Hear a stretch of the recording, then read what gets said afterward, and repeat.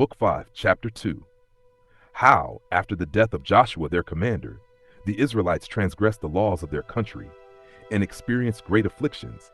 And when there was a sedition arisen, the tribe of Benjamin was destroyed, excepting only 600 men. Chapter 2.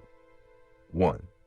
After the death of Joshua and Eleazar, Phinehas prophesied, 10. That according to God's will they should commit the government to the tribe of Judah, and that this tribe should destroy the race of the Canaanites. For then the people were concerned to learn what was the will of God. They also took to their assistance the tribe of Simeon, but upon this condition, that when those that had been tributary to the tribe of Judah should be slain, they should do the like for the tribe of Simeon. 2. But the affairs of the Canaanites were at this thee in a flourishing condition, and they expected the Israelites with a great army at the city Bezek, having put the government into the hands of Adonibezek, which name denotes the Lord of Bezek, for Adoni in the Hebrew tongue signifies Lord. Now they hoped to have been too hard for the Israelites, because Joshua was dead. But when the Israelites had joined battle with them, I mean the two tribes before mentioned, they fought gloriously and slew above 10,000 of them, and put the rest to flight. And in the pursuit they took Adonibezek, who, when his fingers and toes were cut off by them, said, Nay, indeed, I was not always to lie concealed from God, as I find by what I now endure, while I have not been ashamed to do the same to 72 kings. 11. So they carried him alive as far as Jerusalem. And when he was dead, they buried him in the earth, and went on still in taking the cities. And when they had taken the greatest part of them, they besieged Jerusalem. And when they had taken the lower city, which was not under a considerable time, they slew all the inhabitants. But the upper city was not to be taken without great difficulty, through the strength of its walls and the nature of the place. 3. For which reason they removed their camp to Hebron, and when they had taken it, they slew all the inhabitants. There were till then left the race of giants, who had bodies so large, and countenances so entirely different from other men, that they were surprising to the sight, and terrible to the hearing. The bones of these men are still shown to this very day, unlike to any credible relations of other men. They gave this city to the Levites as an extraordinary reward, with the suburbs of 2,000 cities, but the land thereto belonging they gave as a free gift to Caleb, according to the injunctions of Moses. This Caleb was one of the spies which Moses sent into the land of Canaan. They also gave land for habitation to the posterity of Jethro, the Midianite, who was the father-in-law to Moses. For they had left their own country, and followed them, and accompanied them in the wilderness. 4. Now the tribes of Judah and Simeon took the cities which were in the mountainous part of Canaan, as also Askelon and Ashdod, of those that lay near the sea. But Gaza and Ekron escaped them, for they, lying in a flat country, and having a great number of chariots, sorely galled those that attacked them. So these tribes, when they were grown very rich by this war, retired to their own cities, and laid aside their weapons of war. 5. But the Benjamites, to whom belonged Jerusalem, permitted its inhabitants to pay tribute. So they all left off, the one to kill, and the other to expose themselves to danger, and had time to cultivate the ground. The rest of the tribes imitated that of Benjamin and did the same, and, contenting themselves with the tributes that were paid them, permitted the Canaanites to live in peace. 6. However, the tribe of Ephraim, when they besieged Bethel, made no advance, nor performed anything worthy of the time they spent, and of the pains they took about that siege. Yet did they persist in it, still sitting down before the city, though they endured great trouble thereby. But after some time they caught one of the citizens that came to them to get necessaries, and they gave him some assurances that if he would deliver up the city to them, they would preserve him and his kindred. So he aware that, upon those terms, he would put the city into their hands. Accordingly, he that thus betrayed the city was preserved with his family, and the Israelites slew all the inhabitants, and retained the city for themselves. 7. After this, the Israelites grew effeminate as to fighting any more against their enemies, but applied themselves to the cultivation of the land, which producing them great plenty and riches, they neglected the regular disposition of their settlement, and indulged themselves in luxury and pleasures. Nor were they any longer careful to hear the laws that belonged to their political government, whereupon God was provoked to anger and put them in mind, first, how, contrary to his directions, they had spared the Canaanites, and after that, how those Canaanites, as opportunity served, used them very barbarously. But the Israelites, though they were in heaviness at these admonitions from God, yet were they still very unwilling to go to war. And since they got large tributes from the Canaanites, and were indisposed for taking pains by their luxury, they suffered their aristocracy to be corrupted also, and did not ordain themselves a senate, nor any other such magistrates as their laws had formerly required. But they were very much given to cultivating their fields, in order to get wealth, which great indolence of theirs brought a terrible sedition upon them, and they proceeded so far as to fight one against another from the following occasion. 8. There was a Levite, 12, a man of a vulgar family, that belonged to the tribe of Ephraim, and dwelt therein. This man married a wife from Bethlehem, which is a place belonging to the tribe of Judah. Now he was very fond of his wife, and overcome with her beauty, but he was unhappy in this, that he did not meet with the like return of affection from her, for she was averse to him, which did more inflame his passion for her, so that they quarreled one with another perpetually. And at last the woman was so disgusted at these quarrels, that she left her husband, and went to her parents in the 4th month.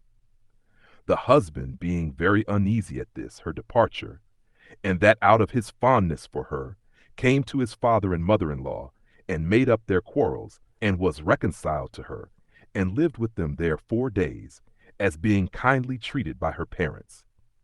On the 5th day he resolved to go home, and went away in the evening, for his wife's parents were loath to part with their daughter, and delayed the time till the day was gone. Now they had one servant that followed them, and an ass on which the woman rode. And when they were near Jerusalem, having gone already 30 furlongs, the servant advised them to take up their lodgings somewhere, lest some misfortune should befall them if they traveled in the night, especially since they were not far off enemies. That season often giving reason for suspicion of dangers from even such as our friends. But the husband was not pleased with this advice, nor was he willing to take up his lodging among strangers, for the city belonged to the Canaanites, but desired rather to go 20 furlongs farther, and so to take their lodgings in some Israelite city. Accordingly, he obtained his purpose, and came to Gibeah, a city of the tribe of Benjamin, when it was just dark, and while no one that lived in the marketplace invited him to lodge with him. There came an old man out of the field, one that was indeed of the tribe of Ephraim, but resided in Gibeah, and met him and asked him who he was, and for what reason he came thither so late, and why he was looking out for provisions for supper when it was dark. To which he replied, that he was a Levite, and was bringing his wife from her parents, and was going home, but he told him his habitation was in the tribe of Ephraim. So the old man, as well because of their kindred as because they lived in the same tribe, and also because they had thus accidentally met together, took him in to lodge with him. Now certain young men of the inhabitants of Gibeah, having seen the woman in the marketplace, and admiring her beauty, when they understood that she lodged with the old man, came to the doors, as contemning the weakness and fewness of the old man's family. And when the old man desired them to go away, and not to offer any violence or abuse there, they desired him to yield them up the strange woman, and then he should have no harm done to him. And when the old man alleged that the Levite was of his kindred, and that they would be guilty of horrid wickedness if they suffered themselves to be overcome by their pleasures, and so offend against their laws, they despised his righteous admonition, and laughed him to scorn.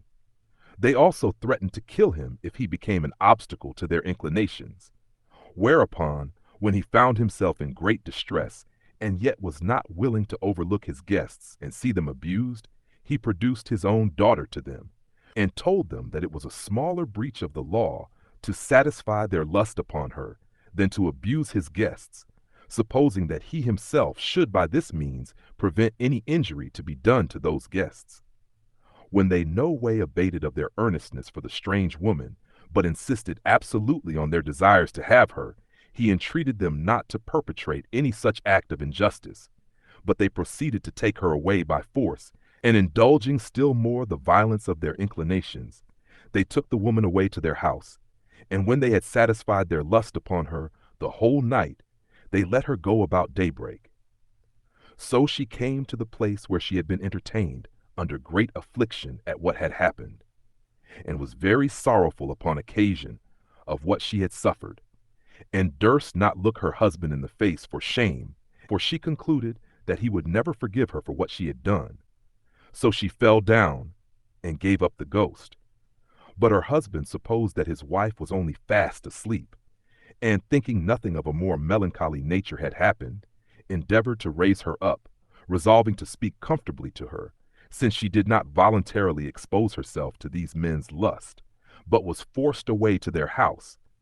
But as soon as he perceived she was dead, he acted as prudently as the greatness of his misfortunes would admit, and laid his dead wife upon the beast, and carried her home, and cutting her, limb by limb, into 12 pieces, he sent them to every tribe, and gave it in charge to those that carried them, to inform the tribes of those that were the causes of his wife's death, and of the violence they had offered to her. 9. Upon this the people were greatly disturbed at what they saw, and at what they heard, as never having had the experience of such a thing before. So they gathered themselves to Shiloh, out of a prodigious and a just anger, and assembling in a great congregation before the tabernacle, they immediately resolved to take arms, and to treat the inhabitants of Gibeah as enemies. But the Senate restrained them from doing so, and persuaded them that they ought not so hastily to make war upon people of the same nation with them, before they discoursed them by words concerning the accusation laid against them, it being part of their law that they should not bring an army against foreigners themselves when they appear to have been injurious, without sending an ambassage first, and trying thereby whether they will repent or not. And accordingly they exhorted them to do what they ought to do in obedience to their laws, that is, to send to the inhabitants of Gibeah, to know whether they would deliver up the offenders to them, and if they deliver them up, to rest satisfied with the punishment of those offenders. But if they despise the message that was sent them, to punish them by taking up arms against them. Accordingly, they sent to the inhabitants of Gibeah, and accused the young men of the crimes committed in the affair of the Levite's wife, and required of them those that had done what was contrary to the law, that they might be punished, as having justly deserved to die for what they had done. But the inhabitants of Gibeah would not deliver up the young men, and thought it too reproachful to them, out of fear of war, to submit to other men's demands upon them, vaunting themselves to be no way inferior to any in war, neither in their number nor in courage. The rest of their tribe were also making great preparation for war, for they were so insolently mad as also to resolve to reforce by force. 10. When it was related to the Israelites what the inhabitants of Gibeah had resolved upon, they took their oath that no one of them would give his daughter in marriage to a Benjamite, but make war with greater fury against them than we have learned our forefathers made war against the Canaanites, and sent out presently an army of 400,000 against them, while the Benjamites' army was 25,600, 500 of whom were excellent at slinging stones with their left hands, insomuch that when the battle was joined at Gibeah, the Benjamites beat the Israelites, and of them there fell 2,000 men, and probably more had been destroyed, had not the night came on and prevented it, and broken off the fight. So the Benjamites returned to the city with joy, and the Israelites returned to their camp in a great fright at what had happened. On the next day, when they fought again, the Benjamites beat them, and 18,000 of the Israelites were slain, and the rest deserted their camp out of fear of a greater slaughter. So they came to Bethel, 13, a city that was near their camp, and fasted on the next day, and besought God by Phinehas the high priest that his wrath against them might cease, and that he would be satisfied with these 2 defeats, and give them the victory and power over their enemies. Accordingly, God promised them so to do by the prophesying of Phinehas. 11. When therefore they had divided the army into 2 parts, They laid the one half of them in ambush about the city Gibeah by night, while the other half attacked the Benjamites, who, retiring upon the assault, the Benjamites pursued them, while the Hebrews retired by slow degrees, as very desirous to draw them entirely from the city. And the other followed them as they retired, till both the old men and the young men that were left in the city, as too weak to fight, came running out together with them, as willing to bring their enemies under. However, when they were a great way from the city, the Hebrews ran away no longer, but turned back to fight them, and lifted up the signal they had agreed on to those that lay in ambush, who rose up, and with a great noise fell upon the enemy. Now, as soon as ever they perceived themselves to be deceived, they knew not what to do. And when they were driven into a certain hollow place, which was in a valley, they were shot at by those that encompassed them, till they were all destroyed, excepting 600, which formed themselves into a close body of men, and forced their passage through the midst of their enemies, and fled to the neighboring mountains, and seizing upon them, remained there. But the rest of them, being about 25,000, were slain. Then did the Israelites burn Gibeah, and slew the women and the males that were under age, and did the same also to the other cities of the Benjamites. And indeed, they were enraged to that degree that they sent 12,000 men out of the army, and gave them orders to destroy Jabesh Gilead, because it did not join with them in fighting against the Benjamites. Accordingly, those that were sent slew the men of war with their children and wives, excepting 400 virgins. To such a degree had they proceeded in their anger, because they not only had the suffering of the Levite's wife to avenge, but the slaughter of their own soldiers. 12. However, they afterward were sorry for the calamity they had brought upon the Benjamites, and appointed a fast on that account, although they supposed those men had suffered justly for their offense against the laws. So they recalled by their ambassadors those 600 which had escaped. These had seated themselves on a certain rock called Rimmon, which was in the wilderness. So the ambassadors lamented not only the disaster that had befallen the Benjamites, but themselves also, by this destruction of their kindred, and persuaded them to take it patiently, and to come and unite with them, and not, so far as in them lay, to give their suffrage to the utter destruction of the tribe of Benjamin, and said to them, We give you leave to take the whole land of Benjamin to yourselves, and as much prey as you are able to carry away with you. So these men with sorrow confessed that what had been done was according to the decree of God, and had happened for their own wickedness, and assented to those that invited them, and came down to their own tribe. The Israelites also gave them the 400 virgins of Jabesh Gilead for wives, but as to the remaining 200, they deliberated about it how they might compass wives enough for them, and that they might have children by them.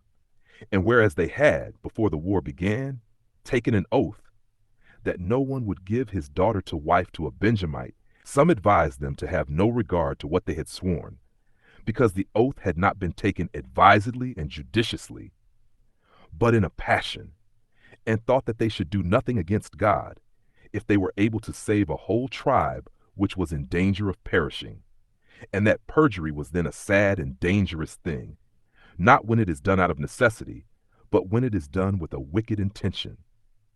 But when the Senate were affrighted at the very name of perjury, a certain person told them that he could show them a way whereby they might procure the Benjamites' wives enough, and yet keep their oath.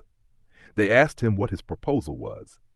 He said that 3 times in a year, when we meet in Shiloh, our wives and our daughters accompany us. Let then the Benjamites be allowed to steal away, and marry such women as they can catch, while we will neither incite them nor forbid them.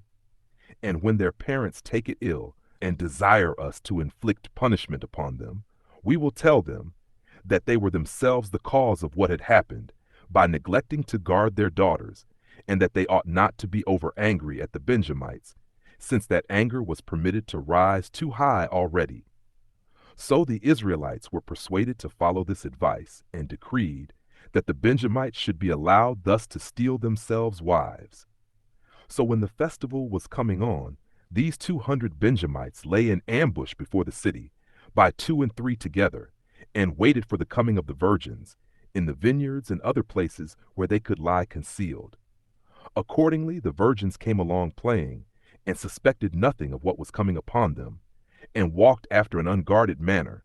So those that lay scattered in the road rose up and caught hold of them. By this means, these Benjamites got them wives, and fell to agriculture, and took good care to recover their former happy state. And thus was this tribe of the Benjamites, after they had been in danger of entirely perishing, saved in the manner forementioned by the wisdom of the Israelites. And accordingly it presently flourished, and soon increased to be a multitude, and came to enjoy all other degrees of happiness. And such was the conclusion of this war.